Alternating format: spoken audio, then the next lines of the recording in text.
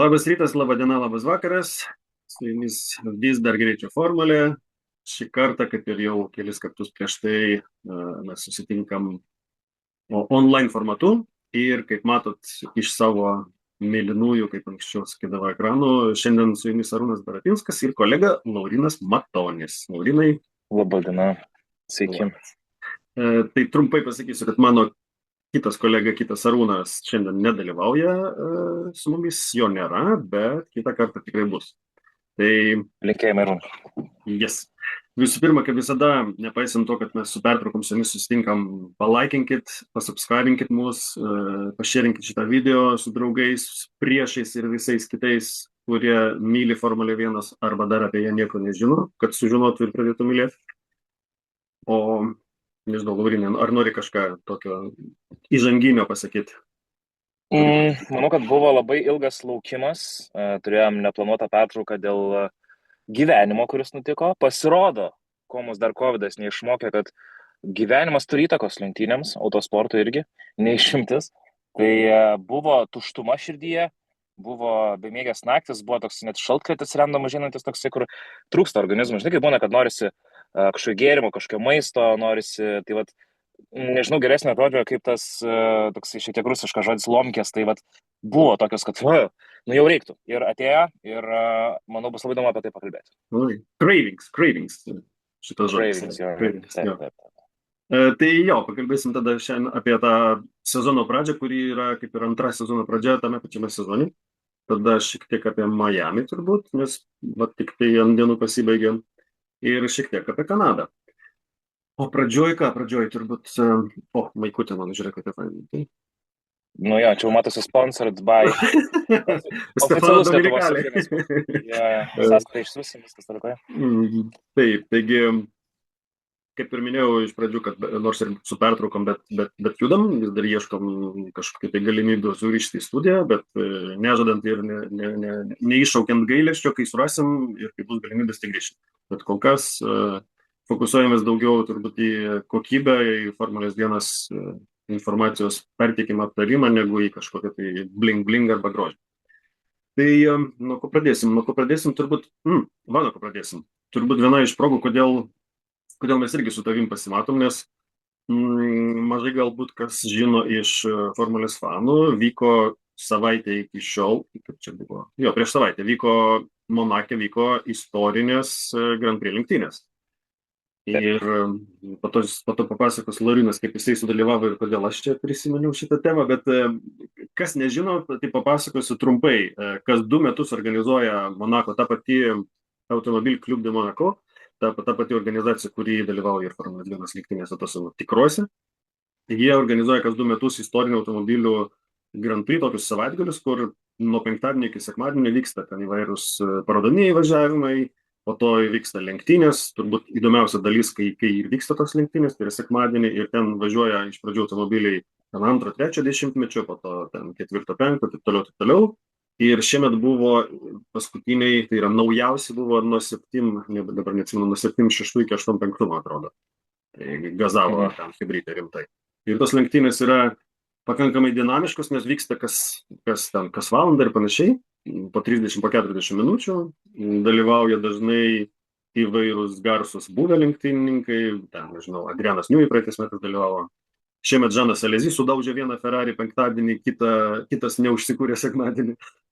Žodžiu, jeigu trumpai, tai labai fainas renginys, kainuoja prieinamus pinigus, galima tribūnose pasidėti, civilizuotai, apsinakvoti kur nors netoli Nicoje, traukinių susisiekimas fantastiškas, žodžiu, viskas smagu ir renginys tikrai įdomus. Tai va. Tai vienas turistam rekomenduotum, ne? Tikrai.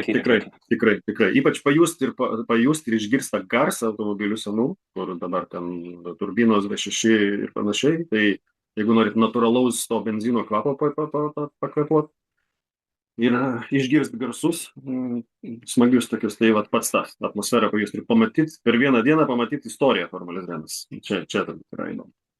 Tai gal Arūnai galima sakyti, kad aš tai buvęs tik tai per TV3 sporto žinias, per tamsos pasakojimus, ir Facebooko nuotraukas iš tavęs. Šiaip, jeigu atvirai, tik šiemet ir sužinojau apie šitą renginį, šiek tiek prieš tai, bet gal tai buvo ir priežastis prasidėjusiam ir Miamyje kūnai gavusiam Mohamedo Ben Suaimo FIA prezidento kalbom, kad laikas bent jau V6 gražinti, V8. V8 teisingai 2030 arba 2031. Jau.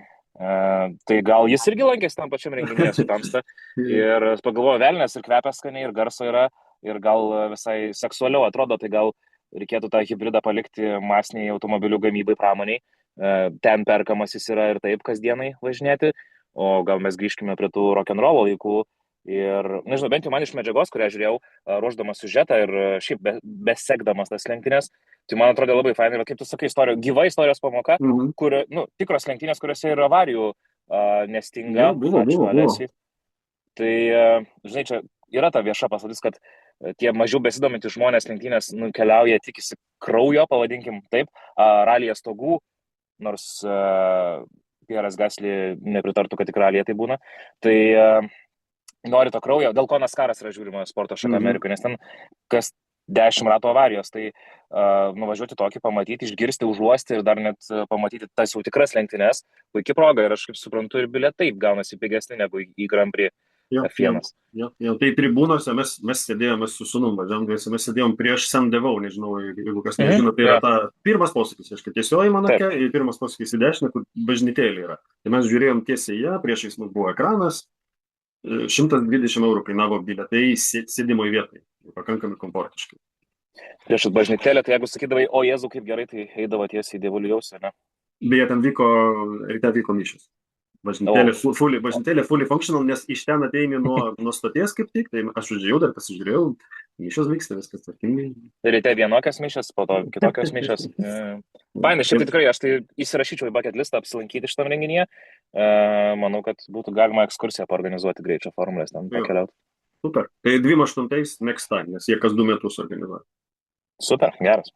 Ok, tai kadangi palėtė čia tą V8 temą, įdomiai, klausimas tada mano būtų toks, kadangi jau visi turbūt pripratote prie tų V6, nepaisant to, kad jie čia pamodifikuoti šiemet, bet gerai, palauksim dar ten 4 metus, 5 sezonus, sakykim taip, ir bus V8 kažkoks. Tai koks tas V8 bus ir ar bus jam laikas? Ar nebus taip, kad pasikeis ir autopramonė, ir kažkokios tendencijos dar atsiras, nebūtinai hibridinės, arba hibridinės kažkaip su įtaka suintensyvės? Ar tas V8, turiu omeny, bus įsigelbėjimas? Aš kaip skaičiau spaudoje, tai anksčiau jau buvo pats FIA prezidentas užvedę šitą temą ir diskusijose su komandomis. Tai kiek pamenu, jeigu teisingai pamenu, tai Mersas ir Audi buvo tie, kurie vetavo šitą reikalą anksčiau įvesti, gražinti tos variklius. Dėl savaime suprantamų priežasčių, kad jų masinės gamybos linijose jos yra orientuotos į tą hibridinę sistemą.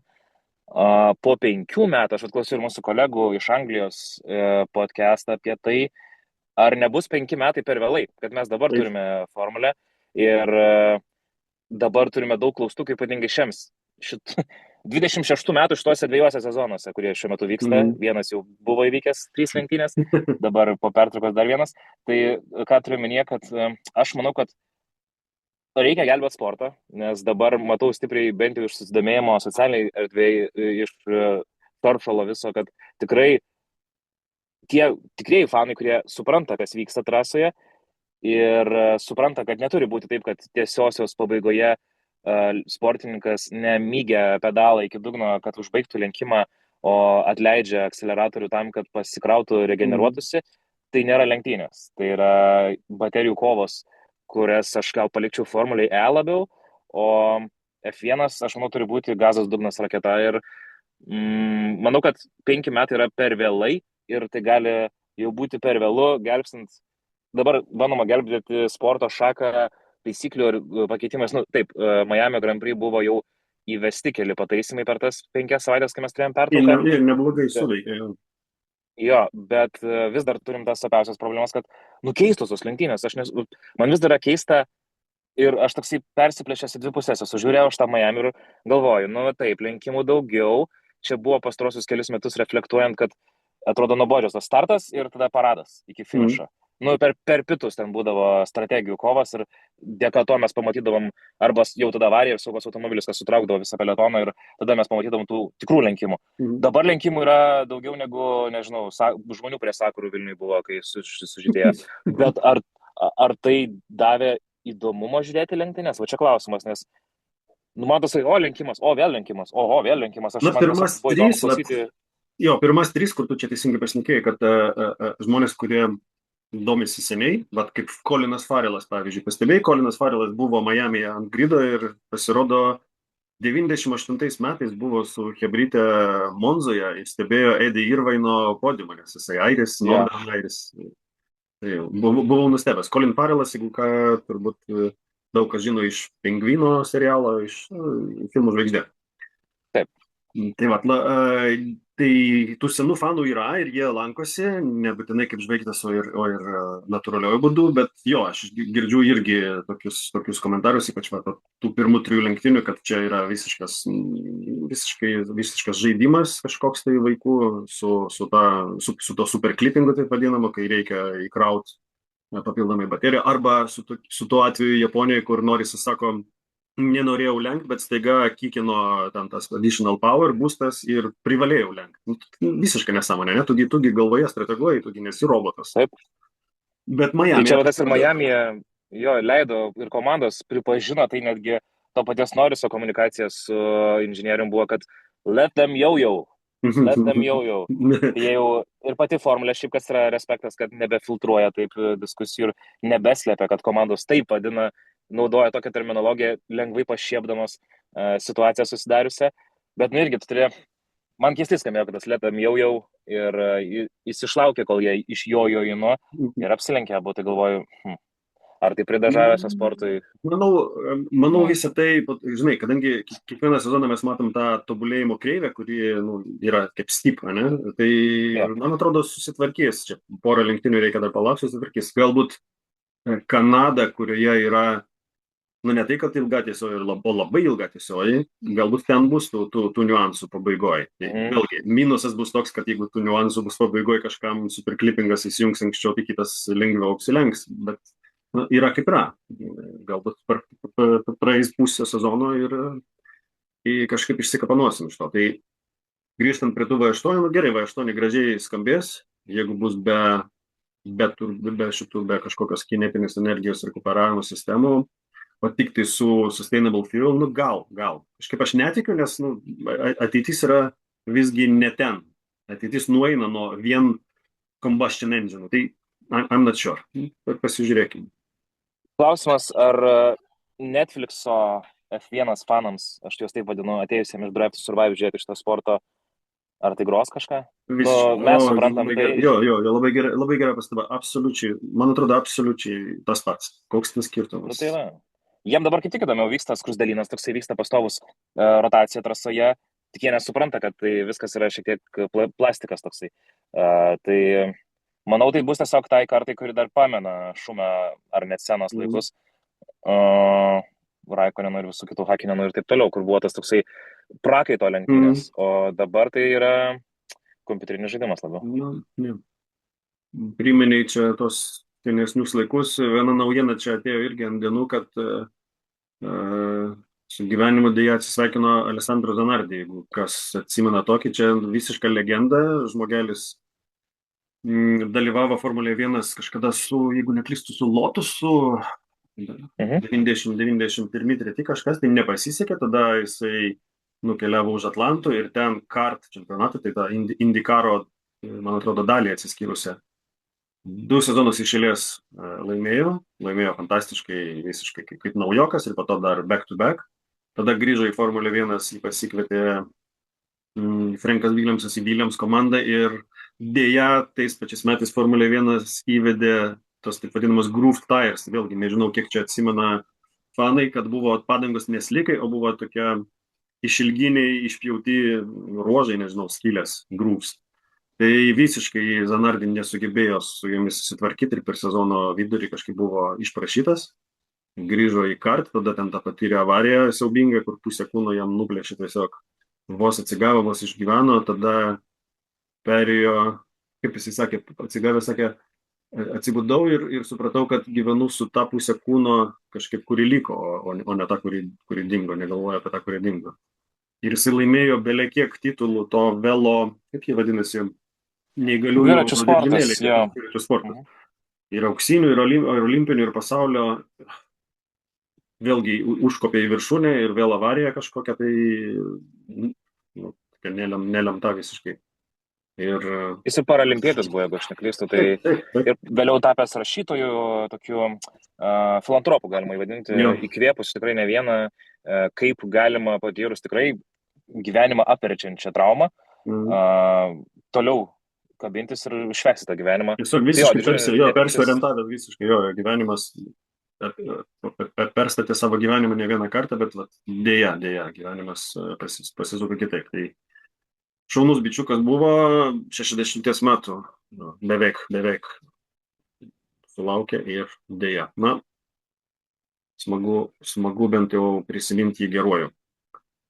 Yes, Kas, yes. kas toliau dabar dėl tų taisyklių, tai kaip sąlyginai galbūt ir apšnekėjom jau, tai kaip tu manai tą pertraukos įtaką, kaip tu manai, o kaip tu matai pertraukos įtaką, kam labiausiai į pliusą išėjo iš komandų?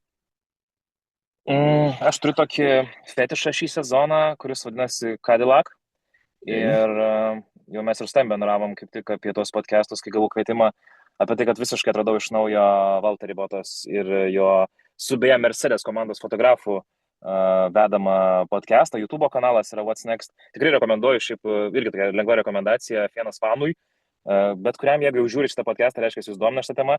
Man tai buvo visiškas atradimas ir jie turi podcastą ir to pačiu YouTube vlogų seriją What's Next vadinasi, kurie rodo visą tą užkulisius. Kaip žinia, Valterį Bottas tikrai kontroversiška asmenybė yra. Nuogas suomis visom prasmėm. Jo užpakaliuką tikriausiai matė daugiau negu Pamela Anderson užpakaliuką žmonių pasaulyje. Kalendorius čia yra organizavęs prieš porą metų. Jo, taip. Ir tai buvo einamiausia dovana F1 sezono pabaigoje, kuomet vyksta lenktynininkų keitimasis dovanomis. Tai daug kas dovanojo Valterį Bottas kalendorių. Tai aš kažkaip žiūrėjau jo tą sugrįžimą į pagrindinę sėdynę ir man net norėjosi palaikyti jį, aš net ieškau net ir jo merčo, nes kažkaip man jis toks išarmingas žmogus. Man Kimi Raikonas buvo per daug jau suomis, o vat Valterį yra toksai, kur jis pripažįsta internetais, bendrauja su žmonėm ir jis nenueis. Va. Tai man dėl to buvo labai įdomu stebėti ir Cadillac progresą ir aš klausiau jų tos pokalbius po pirmų etapų, po pirmų Grand Prix ir jis pats akcentavo, kad tą laiką komanda visą stengiasi išnaudoti kaip dovaną, nes jie, tikrai, kadangi nauja komanda, tai turėjo greitai ruoštis ir kaip matėm sezono pradžioje, tikrai vėlavo į traukinį. Dabar panašu, kad neišnaudojo gal iki galo to laiko, bet jie ir patys komunikuoja, kad pirmi 2 metai Cadillacui bus bandomieji ir apsiuostinėjimo. Toks pilot project čia. Jo. Tai vat, aš manau, kad jie gal galėjo labiau pasistengti. Aš vis dar seku tą rikiuotės pabaigą, kad ir kaip nemėgstu Sergio Perezo, Čeko, bet Valterį Bottas man atsveria tą. Ir šiaip man tą amerikietišką Ameriką. Suomis kaubojus, tai yra kaip Gianluca, mes turim Lietuvoje italą lietuvį, kuris lietuviškai keikėsi, aš nieko jokingiau nesu girdėjęs. Tai taip pat ir suomis kaubojus, rednekas, toks irgi yra 2 visiškai nesuderinami dalykai ir dar jis užsiema mūsų religiją, tai yra autosportu. Tai panašu vis tiek, kad atsakant tavo klausimą, taip iš toliau, geriausiai tą pertrauką išnaudojo. Nesu religingas, bet ačiū Dievui McLarenai, nes jau man tikrai buvo po pernai metų, kaip aš atsimenu, pas jūs podcast'e buvau prieš sezono pabaigą. Ir kai tikrai jau ir taip esu pražilęs, bet papildomų žilų plaukų pridėjo sezono pabaiga, kadangi esu nepaslaptis Lando Norriso fanas. Ir, tikrai pradžioje galvojau, okei, ką dabar reikės palaikyti. Aš visą laiką palaikiau Lando nuo pat jo karjeros pradžios, nuo underdogo visiškai laikų, bet jau visai buvau apsidžiaugęs, kad gal ir šį sezoną bus, taip matysiu, bent jau top 3 komandose. Pirmą sezoną 3 lenktynės nematėm Papajos niekur arčiau viršaus. Dabar, kaip sako, nežinau, per medį pabeldus, aš drįsčiau teikti, kad jie tikrai padarė namų darbus, išnaudojo tas 5 savaitės ir jų progresas ryškiausias, ne toks ryškus, kad lenktų Mersus su Ferraris top 2, bet jo, sakyčiau, Papaja susiėmė. O turbūt tie, iš kurių buvo tikėtasi daugiau, aš irgi tikėjausi daugiau, kur raudonas spalva nudažyti, tai jų tie atnaujinimai suveikė, bet vėl kažkur kažkas neaiškaus. Tai itališkai nepabaigta, viskas gražiai atrodo ir skamba, bet rezultatas neaiškus. Vis dar startai žaibiški, startai su ta maža jų turbo fantastiški tiesiog, Leclerc'as vėl Miami'e šovė, tai šovė. Yeah. Bet McLarenas, manau, kad McLarenas pasirodė geriausiai per tą pertrauką dirbtinai sukurtą vieno oranžinio draugo iš už Atlanto. O turbūt prasčiausiai, ne tai, kad pasirodė prasčiausiai, o vis dar prastai turbūt yra Aston Martin, nes labai įdomu, kad jie turėjo per tas 3 lenktynes problemą su vibracijom, taip? Ten netgi Alonso atitraukinėjo rankas, nes iš tikrųjų, jeigu kas nors kada nors esat dirbę su, kaip tas vadinasi, tas daiktas, perforatorius jo, arba automobilio dažymo pramonė irgi yra tokia šlifavimo tokios staklės, tai pusę valandos padirbas tavo rankos po to dreba tiesiog, o kartais netgi žvilgsnis dreba, netgi akis dreba. Tai tas yra, kartais atrodo juokingai iš šono, bet iš tikrųjų ne. Tai šnekėjo lenktynininkai, kad įsprendė tą problemą, viskas nebevibruoja, bet ir nebevažiuoja. Tai kur ta problema tada? Man tai vis dar šokas, kad mes traktuojame tai kaip F1 komanda, nes paskutinių treniruočių kvalifikacijos rezultatai parodė, kad F2 pole pozicija buvo greitesnė negu F1 Aston Martino rezultatai. Ten Alonso laikas buvo toks nerespektabilus, bet all in all jo, kažkas ten visiškai blogo ir manau, kad ne tik su Honda varikliu.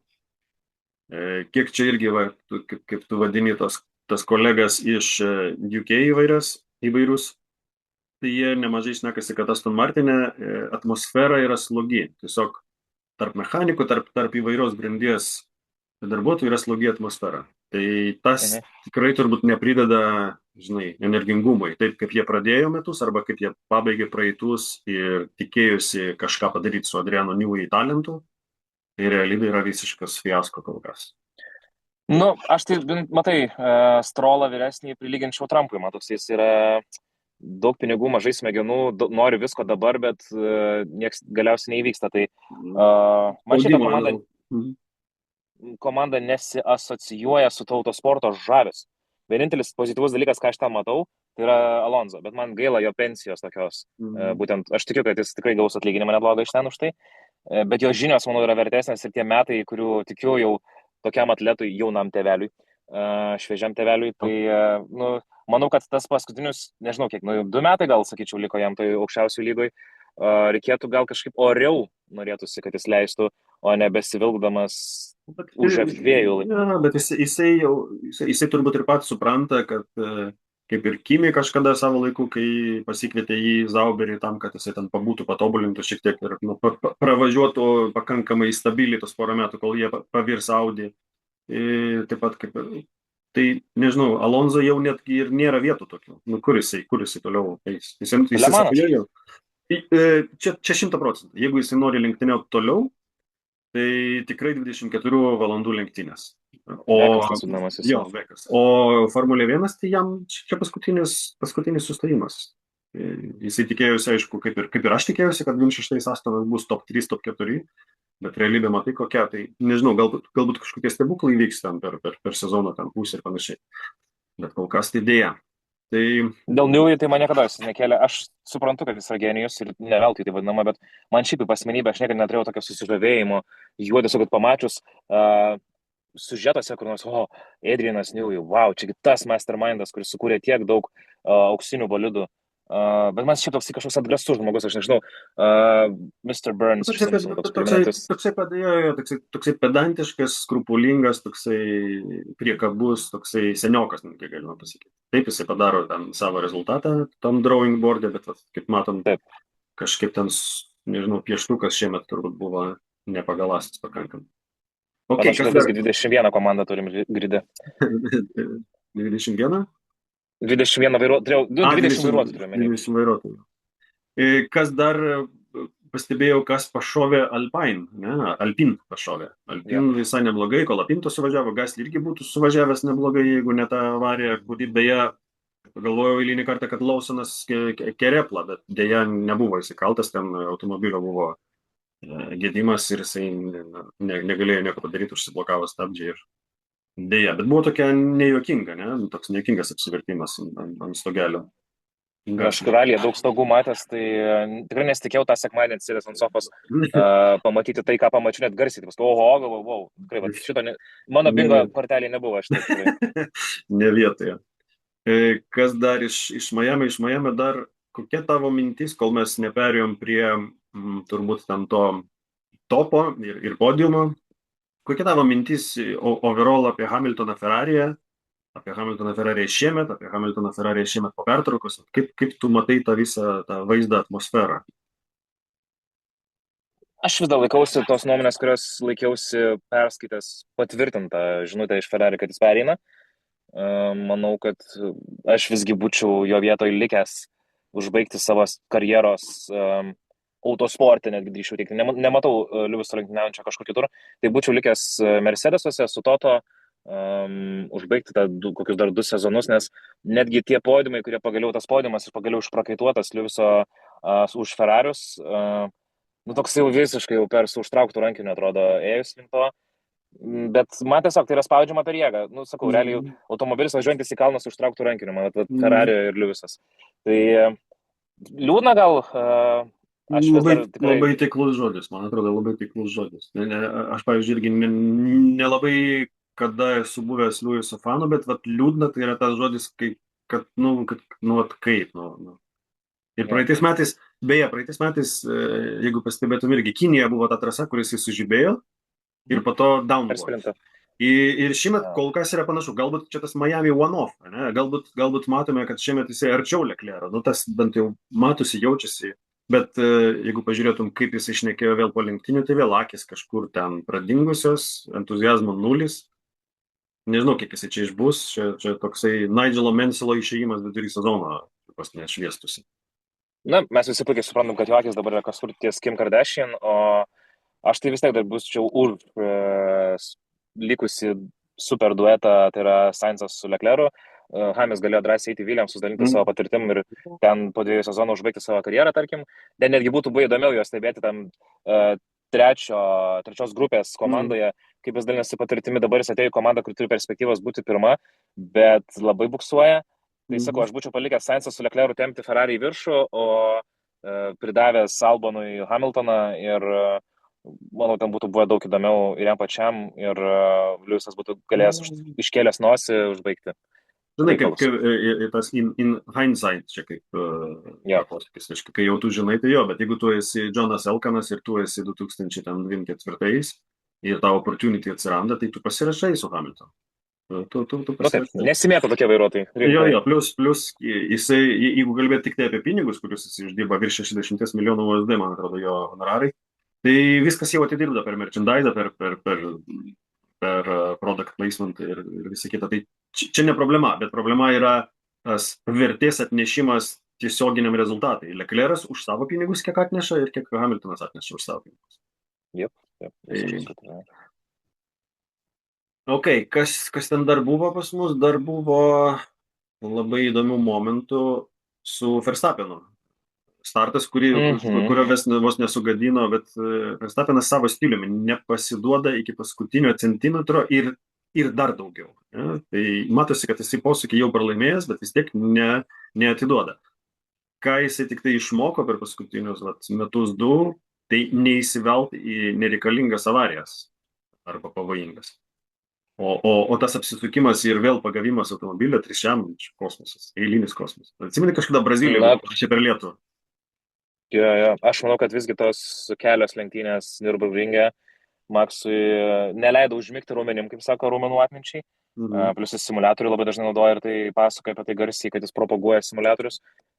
O būtent tokie dalykai, ta muscle memory yra auginama simuliatoriuose ir praktikoje. Tai visiškai, manau, to pasiekmė, bet žiūrėdamas tą visą jo reikalą, tą piruetą ir po to kopimą atgal, kas buvo įdomu kaip žiūrovai žiūrėti, bet suprantant didesnį tą big picture, didesnį paveikslą, aš manau, jis užsiknistuoja. Ir jau kai užsiknistai, jis nei į Ferrari, nei McLareną, nei niekur. Jam, manau, visai jis turi gerą laiką kėbulinėse automobiliuose, jis turi naujagimį, jam užkniso, visi matom, kad ir kaip jisai praėjus kiek laiko yra atvėsęs, pasako, kad su Red Bullu bus iki gyvenimo pabaigos, bet nesimėgavės to lenktynėm, neturi antro vairuotojo šalia, kad ir kaip ten bando jam surasti kažką. Tai manau, kad jeigu nieks per daug nepasikeis į jo naudai kitam sezonui, tai matau, mes jo ir nebematysim daugiau čia. Okay. Nu, man atrodo, kad jisai atgaus tą džiaugsmą, atsiprašau, atgaus tą džiaugsmą, o kad tu teisingai čia pastebėjai dėl antro vairuotojo, tai irgi, kai tik tai, nes Red Bullis irgi biškai pasitempė ir matosi, kad pagreitėjo, bet kai tik Red Bullis pasidarė labiau išspaudžiamų, vadinkim taip, kur matėsi, kad Verstappenas gali išspausti šį savaitgalį, tą parodė, kad išspaudžia.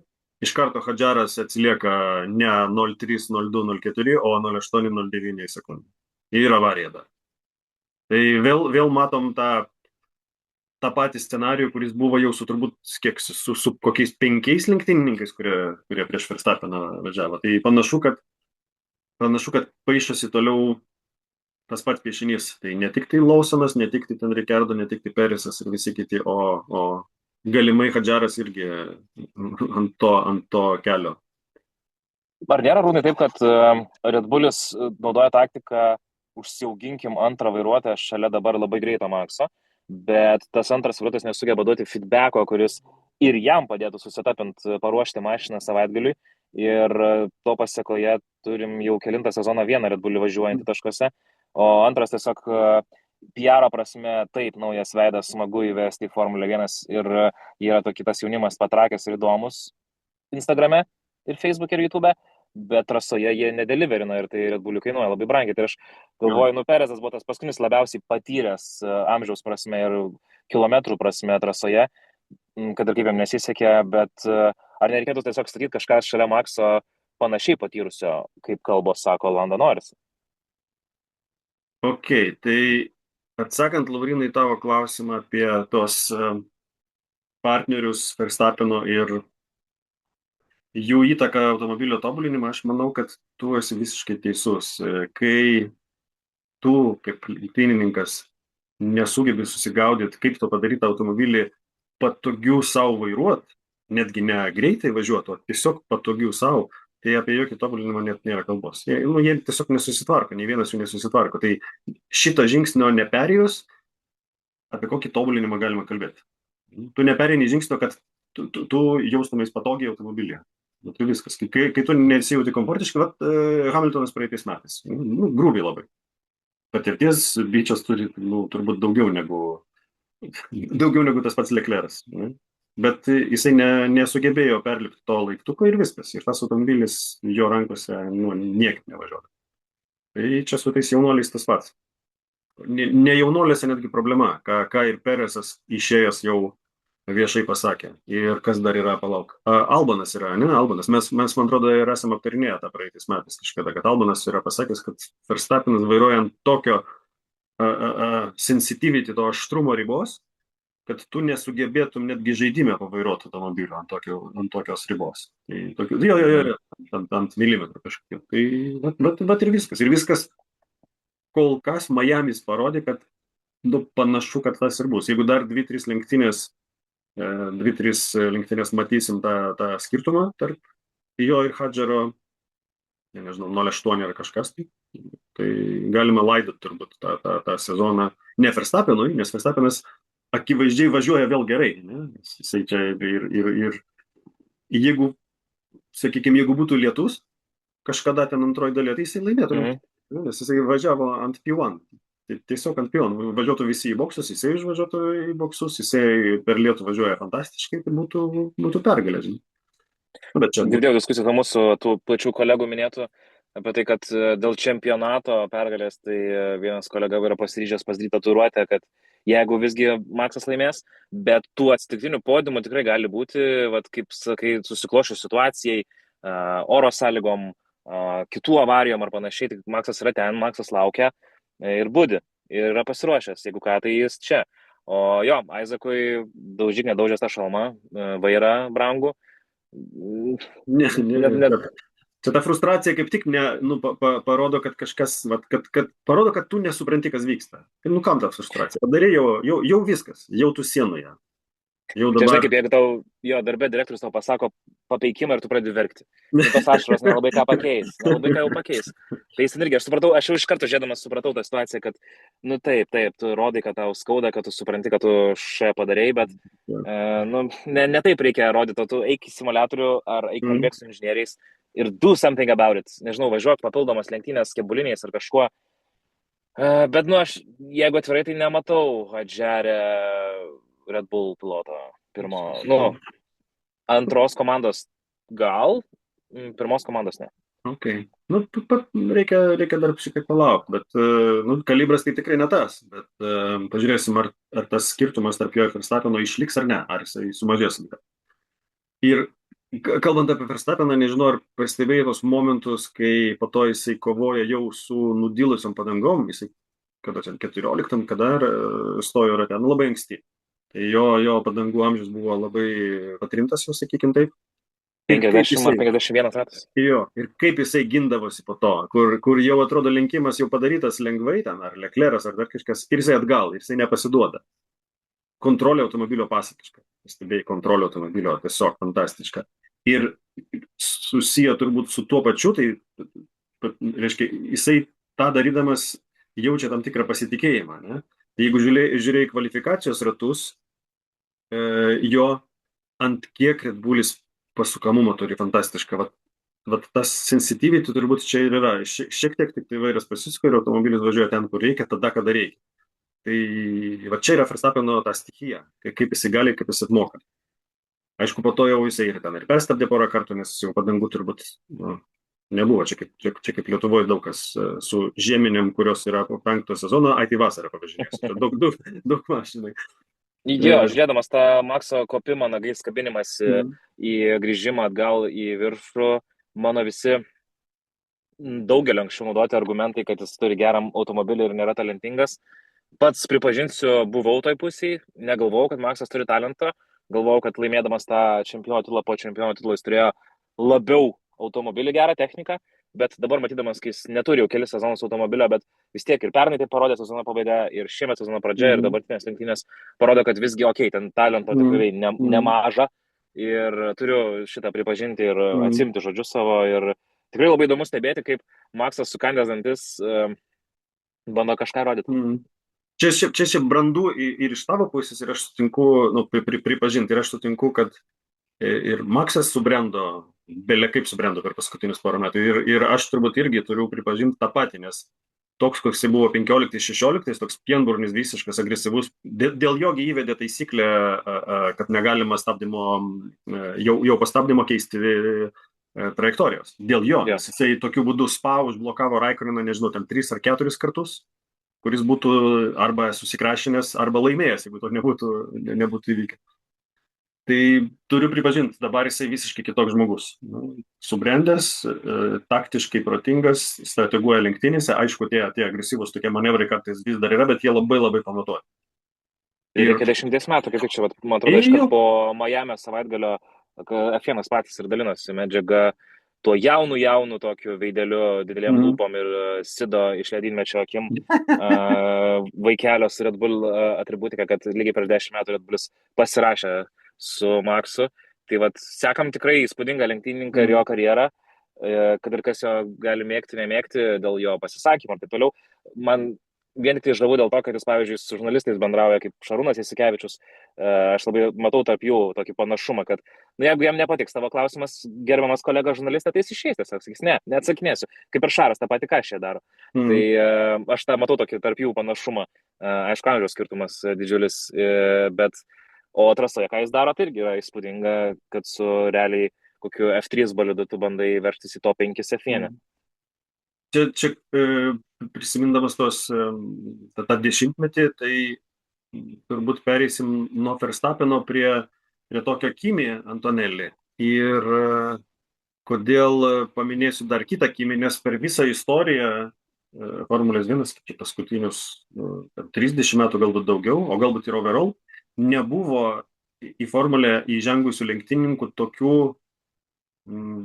kaip čia pasakyti, ne tai, kad jaunų pagal amžių, o taip greitai ir neperėjusių tam tikrų žingsnių. Pavyzdžiui, Raikkonenas buvo pirmas, kurį pasiėmė iš ten Formulės jisai Formulėje 2 nevažiavęs, Formulėje 3 pravažiavęs 20 lenktynių ar kažkas, tai jį iš karto pasiėmė, netgi superlicenzijos nenorėjo jam duoti, tada, čia buvo 2001.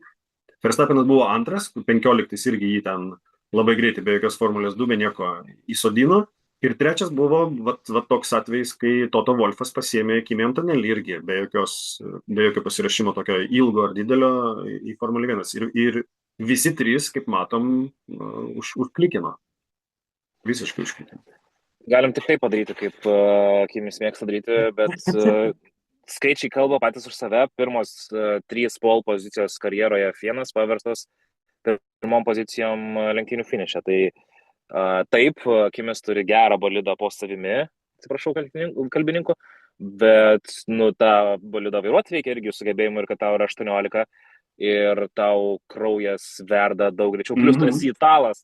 Nepamirškime, kad ten dar labiau verda kraujas. Tai man yra įspūdinga, ką jis daro trasoje, koks jis yra puikiai atidirbantis už trasos ribų. Man labai buvo įdomu, kaip keisis, pamiršau dabar vardą ir pavardę, bet buvusio Hamiltono inžinieriaus darbas su tokiu jaunu pienburniu iš Italijos. Bono, teisingai, ačiū labai. Tai niekada nebuvau geras su vardais, Artūrai, juokauju. Tai man labai žavu matyti, kaip Bono gavo tokį sunieną, galima sakyti, nes jie su Liuisu buvo tikrai broliški santykiai, nes jie ir amžium panašus buvo. Čia gavo į sūnų tokį berną. Ir bičas dirba, bičas myli sportą, jis jaučia atsakomybę prieš Italiją. Matosi, kad jis norėtų kažkada pereiti pas raudonus žirgus, bet čia Italo DNR pasėjau tai parašyta. Bet dabar, ką jis daro, man tai labai patinka. Jis yra visiškai, kaip mes ir kalbėjom, žiedami Formulę, kad visiškai kito mentaliteto. Jis neturi vaikų, jis neturi buto, jis neturi įsipareigojimų. Bičas nesnei išsilaikė teisės. Nežinau, ar 12 klasių jau baigęs ar ne, bet iš vis klausimas. Bet jisai jo visiškai laid back čia. Po šitų lenktynių Miami jisaigi tiesiog casually nuvarė persirengę, pasiėmė kupriaką ir nuvarė komercinį skrydį, skrido, kuris skrido, į UK, man atrodo, skrido. Ir kartu skrido, Simon Lazenby skrido, Crofty skrido irgi kartu. Tai jisai toksai visiškai pinė, be jokio anturažo, be jokio ten draugų, ten dar kažko, tiesiog toksai eilinis, kaip studenčiokas. Ne, jisai visiškai yra maladėt ir kad tu paminėjai apie tas 3 pole pozicijas ir 3 pergalės, tai Formulės 1 istorijoje tik tai 3 lenktynininkai buvo savo kaip ten debiutinių, man atrodo, neatsimenu, savo pirmas 3 pergalės laimėjo. Jo, savo pirmas 3 pole pozicijas iš eilės buvo laimėję tik tai 3 lenktynininkai. Savo pirmas 3 pergalės irgi buvo laimėję tik 3 lenktynininkai. Hamiltonas ir kažkas bijau pameluoti, gal Sena, gal Menselas, kažkas iš tų. O 3 pole pozicijas paverst į 3 pergalės nesigavę nebuvo niekam. Tai yra pirmas kartas ever. Ir apie tą po jo automobilį, kur tu minėjai, o tai kaip ten Džordžas?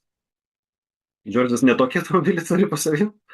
Ką ten Džordžas? Aš taip biškai pikdžiugiškai žiūriu smagiai šitą situaciją, nes, atsiprašau, man nuo pat sezono pradžios ta visa situacija, kur Russellas buvo statomas į pirmą poziciją ir kad vaikas galės pasimokyti iš Brito, aš gavau nevelnio, aš turėjau nuojautą, kad Kimi parodyk tu tam. Nežinau, man nesimpatizuoja labai Džordžui, yra situacijų, kada aš jį labiau palaikau negu kokį kitą vairuotoją, bet man jis per daug sužvaigždėjo ir galėtų tiesiog užsidėti dažniau tą maikę, nepavydžiu, bet blaško. Ir Kimi atėjo toks jaunas, atsivedė didžiulį Italiją iš paskos ir dabar krečia tam playboyui, pavadinkime jį taip, kuris tiesiog mėgaujasi, kad visgi Ola, senjorė, aš atvariau, suvalgau pizzą. Man tai vienintelis klausimas apie Kimi, kada jis įgaus tą tikrąjį Formulės sprandą ir kada jau nebeatlaikys jo tas pakabukas ant kaklo, nes ten jau visiškai įtampa yra maksimali. Aš suprantu, kad ten sėkmę jam nešantis pakabukas, vis dėlto jo nenusiema. Ten jau trūksta biški to raumens, kokių vienų lenktynių, kur daugiau jėgos gautų ir ten jau bus BM. Tai aš šitą seku irgi dalyką, nuotraukos ir socialiniai medijų komunikacijų visoj, bet šiaip tai aš visiškai esu Kimi fanas ir nuostabios jo reakcijos, teisingai viską daro, labai pergino pradžia, kad jam sunkiai sekėsi startuoti, bet jau kai jis paskui jau įsivažiavo, tai matom, Priversti Toto Wolfą šypsotis prieš kameras, tai jau yra didelis pasiekimas. Tai kudos, Kimi. Fantastiška sezono pradžia, fantastiška tiesiog. Čia viena pergalė jau būtų gerai, 2 jau būtų gerai, bet 3 polai, 3 pergalės ir morališkai sužlugdytas Russellas dar 3 savaitėm, nes iki Kanados čia yra reikalų, čia yra labai rimtų reikalų. Dabar ten bemėgės naktis kažkur Monake, be Maikės ir taip toliau, o galbūt ir su Maikė. Jau panašu, kad laikas uždėti Maikį ir pamastyti. Su pižamytė teks Džordžai. Ok, tai labai smagios buvo tos lenktynės po pertraukos, o sekančios turbūt pažiūrim trumpai į Kanadą, nes... Vėl po pertraukos? Vėl po pertraukos, bet čia jau tokia bus natūrali. Grįžtam į Kanadą, į Monrealį, Gilles Villeneuve trasa. Ten 45 kartą vyks lenktynės, kas yra kosminis skaičius, o iš vis Kanadoje 55 lenktynės vyko, 54. Ten buvo keliose kitose trasose prieš tai. Tai trasa faina, trasa labai panaši kažkuom į filosofiją savo į Albert Parką Australijoje. Tai irgi čia parkas, ten kažkur vandenėlis, miškelis, dar kažkas, čia labai panašu. Ir irgi nenaudojama visus metus, tai penktadieniai, kaip ir Australijoje, taip ir čia būna tragedija, nes trasa būna visiškai žalia. Ten tie lapai, ten tie bebrai, aišku, bėgiojantis po trasą. Ar lizardai, palauk. Ne, lizardai ne čia, lizardai Singapūrė bėgioja, o čia bebrai bėgioja. Man trasa patinkanti, tikrai įdomi, ten galima tikėtis ir lenkimų, ir netikėtumų, kreipiuosi ir galvą leidžiu prieš Wall of Champions, bet nešanti flashbackus nemalonius iš pernai metų ir prancūziško bučinio tarp McLarenų ir kažkaip nežinau, man tokia dabar jau po to pernai įvykio, kaip o dabar aš galvoju, ar aš vis dar galiu vadinti save McLaren fanu, kad Lando Norrisą taip, bet ar aš vis dar palaikau McLaren kaip komandą. Dar reikia išsigryninti. Dabar jie, kaip sakiau, jau pradžioje mūsų pokalbio atgailauja ir padarė išvadas, jau pagarba jiems. Tai dar aš atsakysiu savo, tikiuosi, ilgainiui. Ar vis dar palaikau Papają, bet manau, kad laukia įdomios lenktynės. Aš ir užbaigiant Miami temą po lenktynių sakiau, okei, wow, nes tikėjau, kad atsakysiu, bet Miamis buvo įdomus. Anksčiau niekada, nuo 22 metų, kaip ir debiutavo šitas lenktynės, niekada nebuvau šitos trasos fanas. Suprantu, kad ten didžiulis šou PR-as duoklė Amerikai, viena iš 3 trasų ten, tai bet tie visi feikiniai baseinai su feikiniais laivais viduje nebuvo mano kavos padelis, bet šiemet tikrai mėgavosi lenktynėm, ir laukiu Kanados, nes Kanada tokia, plus dar aišku pagarba Miami ir orams, nereikėjo laukti vidurnakčio, kad pradėtų 23 valandos mūsų laiku, kad žiūrėtume tas lenktynės ir pirmadienį būtume zombiai į darbus visi. Tai labai patiko anksčiau lenktynės, o kelintis į Kanadą, manau, bus įdomu, dar 2-3 savaitės papildomas tarp Miamio ir Kanados, dar užbaigti kažką, kas nebuvo spėta per tas 5 ir tu gauni vos ne pusantro mėnesio kalendoriaus dienų išsilaižyti tai, ko nebuvai prilaižęs prieš sezoną. Tai daug tiesių, ta ilga tiesioji galinė, kurioje žibės Ferrariai, starte, trumpa starto tiesioji su labai lenktais posūkiais, kur neišsiverš į priekį Mersai, jau dėliojasi toks visai įdomus lenktynių startas. Turbūt sudėtingiausias, jeigu tu esi žaidęs, aš tikiu, kad esi žaidęs, Kanada šiaip labai įdomi žaidime, žaist, bet tas pirmas posūkis yra pats sudėtingiausias. Jisai toks, ta dalis į kairę yra visiškai neaiški, o po to, kai jisai įsisuka į dešinę, jisai išsisuka ir tu visą laiką galvoji, kadagi jau išsitiesęs, kada, nes atrodo be galo lėtas, be galo išliktas. Tai sudėtinga pakankamai. Visa kita dalis. Greituminis slalomas toksai, sakau, man patinka, kad nėra labai ilgos tiesiosios, kad nėra laiko įsibėgėti ir kažkam iš savo inercijos ar didesnės baterijos kiekio. Jo, ir dėl to, manau, mes tai matysime įdomesnį tą pirmąjį ratą, pirmus kelis ratus. Tai vien dėl to aš laukiu, nes ir po to ta visa sekcija, pirmas sektorius visas toksai greitas, bus kur atsukt gaziuką. Ten bus ir kur per žolę pavažinėti, bus kur ir per sienas prisiliest arba pabučiuoti. Tai turėtų būti įdomu. Ten beje rekordininkai yra Schumacheris ir Hamiltonas po 7 pergalės turi. O iš dabartinių tai mūsų minėtas Verstappenas 3. Tai pasižiūrėkim, kaip kas. Mercedeso variklio dominavimas buvo praeitais metais ten, ką jau tu minėjai apie McLarenus, ten tą jų pasibučiavimą, bet realiai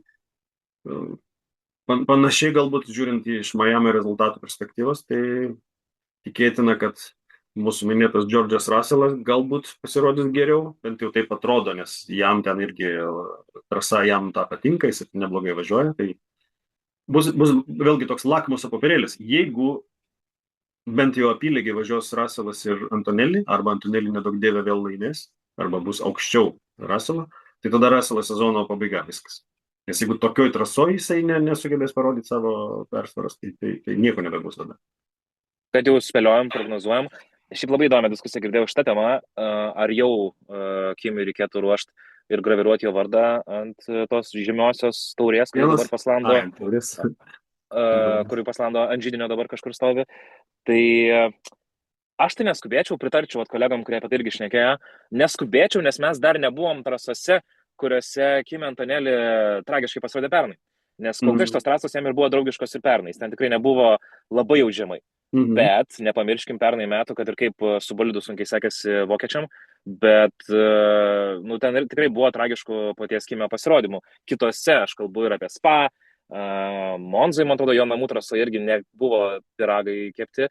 Tai dar tikrai nekarnuočiau jaunojo talento. Dabar žavėkime ir palaikykim, jam tos motivacijos tikrai reikia. Manau, tai jį užves ir motyvuos. Bet sakau, dar neskubėkim dėti laurų vainiko, nes jis dar nebuvo ten, kur anksčiau nerodė spindinčių rezultatų. Tai kai jau pravažiuosim tą pusę sezono, grįšim į Europą labiau, va tada jau bus galima pabiškai gal kažkiek ir prognozuoti dėl to sezono pabaigos. O kaip tu manai, beje, kalbant apie Kanadą, koks tavo top 3? Dažniausias klausimas. Labai sunku prognozuoti, aš sakyčiau, kad Mersai bus front row startas, o lenktynių rezultatų top 3 reikia kaip lietaus pavasarį žemiai Leclerc'ui podiumo, ypatingai po šitos nesąmonės Miami, kad ir kiek stipri ta jo pasirodo Ferrario yra priekinė važiuoklė, po tokio kontakto dar gali pabandyti parvažiuoti finišą, bet jis ne veltui ir baudų gavo, nes nesaugiai elgėsi kitų sportininkų atžvilgių, bet rodė tą užsispyrimą, kad jau per ašaras reikia finišuoti, tai aš jam tiesiog linkėčiau to finišo, nes jam tikrai to reikia, tai sakyčiau 3 vieta. Piastris čia patiliukas atvažiavo į tą 3 Miami'e. Bet panašu, tai tikrai parodė, kad abu McLarenai yra panašiam lygiai grįžtančiam, nes jeigu būtume matę Lando 2, o Oscarą 11, tarkim, tai irgi vėl klaustukų daug kiltų, ar čia kas čia įvyko, bet dabar, kai abu bolidai yra top 3, tai jau galima drąsiai sakyti, kad čia jau yra padaryti nam darbai. Tai aš manau, kad pernai McLarenai parodė, kad Kanadai gali, tai sakyčiau Lando, Oskaras, Charles. Okay.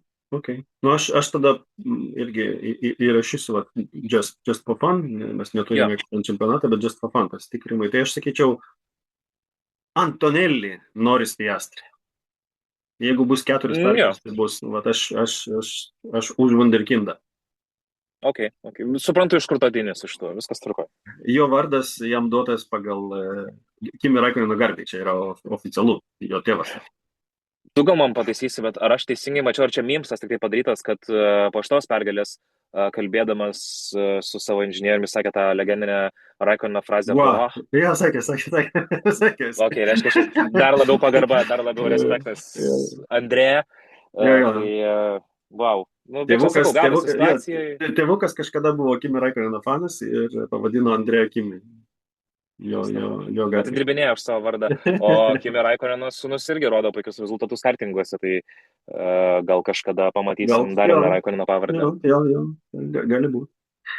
Ką, tai turbūt reikia užbaiginėti ir pasiūlyčiau galbūt tik tai mūsų fanam žiūrovam ne tik komentuoti, o uždavinėti klausimus. Tai kitą kartą, kai padarysim kitą epizodą, nežinau, ar dviesi su Arūnu, ar pakviesim vėl galbūt Lauriną, gal 3 padarysim, it depends, pažiūrėsim.